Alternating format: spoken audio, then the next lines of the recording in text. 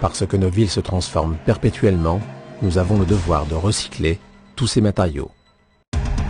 Iprema, votre partenaire pour un développement durable.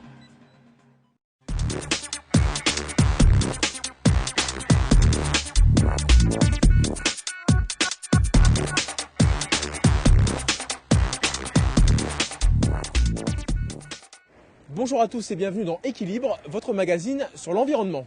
Ce mois-ci dans l'émission, nous abordons le thème de la mobilité durable. Le mois dernier, l'Organisation mondiale de la santé l'a annoncé, la pollution de l'air extérieur est devenue cancérigène, la faute notamment au gaz d'échappement des moteurs diesel. Nous devons donc trouver des solutions moins polluantes et changer nos modes de déplacement. Pour en parler, nous irons prendre des nouvelles de la Twizy, ce petit véhicule électrique en service d'autopartage dans les rues de Saint-Quentin en Yvelines. Nous partirons ensuite à Buc pour présenter les bus électriques Big Green qui se sont implantés le mois dernier dans le 15e arrondissement de Paris. Mais tout de suite, nous partons à Vélizy-Villacoublay, au centre de maintenance du tramway 6, pour parler des transports du futur avec la RATP. Entretien. Anna Chizoumé, bonjour. Bonjour. Merci de nous recevoir ici dans ce tramway 6. La RATP met en place actuellement un projet, le projet Sismo 2015. Alors pourquoi la RATP met en place un tel projet ? Eh bien, la RATP a participé à la mise en place de ce projet et on assure maintenant la coordination. Pourquoi ? Parce qu'en tant que transporteur, elle pense qu'on ne peut plus se limiter à penser en termes de transport en commun, mais qu'il s'agit maintenant d'imaginer la mobilité de manière globale. À partir des infrastructures de transport existantes, il s'agit d'imaginer les nouveaux services qui vont compléter ces services de transport en commun, et puis aussi les organisations qui vont permettre de rendre ces services sécurisés, fiables, et économiquement viables, et puis également attrayants, et ce sera certainement une condition de leur succès, pour les usagers. Alors quels sont les objectifs de ce projet Sismo 2015 ? Le projet Sismo 2015 part d'un constat sur le territoire de Paris-Saclay, qui est un territoire qui est constitué de quelques grandes agglomérations comme Versailles, Saint-Quentin, Massy, mais également des espaces très peu denses en son centre, avec des activités industrielles à l'ouest, mais aussi un gros pôle de recherche et d'enseignement sur l'est. Donc une forte demande de mobilité, et ce territoire va aller en se développement avec notamment le projet de Grand Paris. Mais par contre, on constate avec les problèmes d'infrastructures existantes, les grandes infrastructures de voirie, mais aussi de transport en commun, qui n'irriguent pas dans la finesse du territoire, on constate un manque d'accessibilité de ce territoire. Anna Chizoumé, concrètement, comment ça va s'articuler pour l'usager ? Alors, le projet ne définit pas a priori l'ensemble des services et l'ensemble des spécifications de ces services, puisqu'on va commencer par une phase de rencontre avec les usagers pour lever les questions de frein, déterminer les conditions d'acceptabilité des services, et avec cela, nous allons pouvoir définir ce que cela va être. Par contre, je peux déjà vous dire qu'il s'agit, dans le volet information voyageur, de développer un système d'information, donc une application qui pourra donc être mobile et consultable à tout moment par les usagers, et que l'usager pourra interroger pour savoir au moment où il part. Il peut aussi programmer bien évidemment, mais il peut le faire en temps réel. Se dire, par exemple, moi je suis un usager, je viens de descendre de mon RER, j'arrive de Paris, je suis à Saint-Quentin, je viens de rater le bus qui devait m'emmener à mon entreprise à peut-être 20 minutes de route d'ici. Effectivement, je peux y aller à pied, mais je vais être en retard. Mais il se trouve qu'un conducteur vient de poster une annonce de covoiturage. On se donne rendez-vous sur le parking et au niveau de service, là où une station de covoiturage a été aménagée de façon très reconnaissable pour pouvoir se retrouver et partir dans ma direction. On peut aussi imaginer, dans le sens inverse, quelqu'un qui habite dans les environs, qui prend sa voiture tous les matins, elle n'est d'aucune utilité dans la journée, eh bien, il se dit pourquoi ne pas la mettre en location entre particuliers.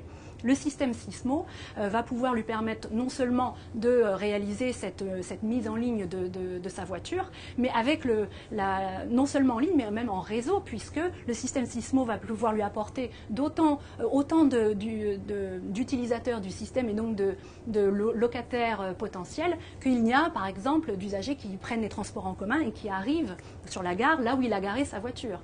Donc il pourrait la garer le matin, rencontrer quelqu'un qui vient de Paris, il pourrait se donner les clés et ensuite lui partirait pour son trajet et sa journée de travail sur Paris. L'usager qui vient de Paris, lui, aurait à sa disposition une voiture pour la journée, ce qui lui donnerait aussi une large possibilité de déplacement en cours de journée s'il doit se déplacer sur le territoire. Et c'est grâce aussi à ce service que les habitudes vont changer chez les usagers. Exactement. Le changement des habitudes et des comportements dont on parle, en fait, il ne s'agirait là que donc une conséquence de notre projet, et c'est bien ce que l'on vise.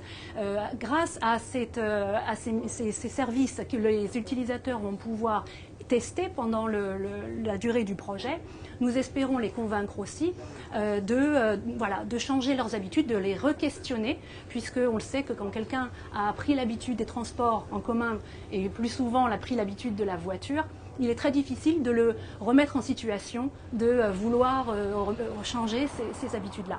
Le projet sera l'occasion pour lui de tester de nouvelles mobilités, de se rendre compte que participer au système lui permet aussi en retour des bénéfices collectifs qui sont supérieurs à ce qu'il pouvait faire individuellement, et ainsi finalement co-construire la mobilité globale sur le territoire.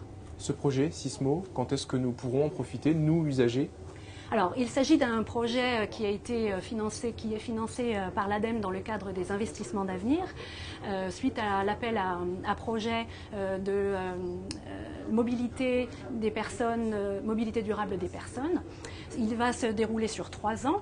Nous sommes encore en phase de fin de contractualisation, mais si tout se passe bien, nous pourrons imaginer les premières expérimentations fin 2014 ou début 2015. Merci beaucoup Anne Chizoumé de nous avoir reçus ici dans ce tramway 6. À bientôt. À bientôt. Il y a 1 an, la Renault Twizy arrivait à Saint-Quentin-en-Yvelines. Aujourd'hui, sa gestion a été reprise par Kimove, une société yvelinoise. Alors qu'est devenu ce petit véhicule électrique à mi-chemin entre un scooter et une voiture? Réponse dans ce sujet. Mise en place par Renault en septembre 2012 sur Saint-Quentin-en-Yvelines, la Twizy vient de fêter son premier anniversaire dans la communauté d'agglomération. Petite auto électrique qui fonctionne via un service d'autopartage, elle n'est cependant aujourd'hui plus gérée par le constructeur français. C'est désormais Kimove, une PME de 40 salariés, qui a repris le flambeau. Une société qui souhaite faire de la Twizy l'exemple type du moyen de transport urbain de demain. Pour cela, le véhicule se transforme. Pneus du véhicule adaptés selon les saisons, porte-bagages installés à l'arrière et des vitres pour l'hiver, voilà pour le confort. Côté stratégie, la PME souhaite développer l'utilisation de sa Twizy par les entreprises et la démocratiser dans les habitations. Il est absolument indispensable que les bâtiments de demain intègrent des moyens de mobilité durable partagés par les différents occupants des immeubles, au même titre qu'aujourd'hui on fournit un ascenseur dans une copropriété ou bien un court de tennis ou une piscine. Donc il faut vraiment considérer que le moyen de mobilité électrique soit associé aux immeubles, ainsi qu'à la consommation électrique des immeubles. Une nouvelle offre d'abonnement Twizy pour les usagers verra le jour printemps 2014.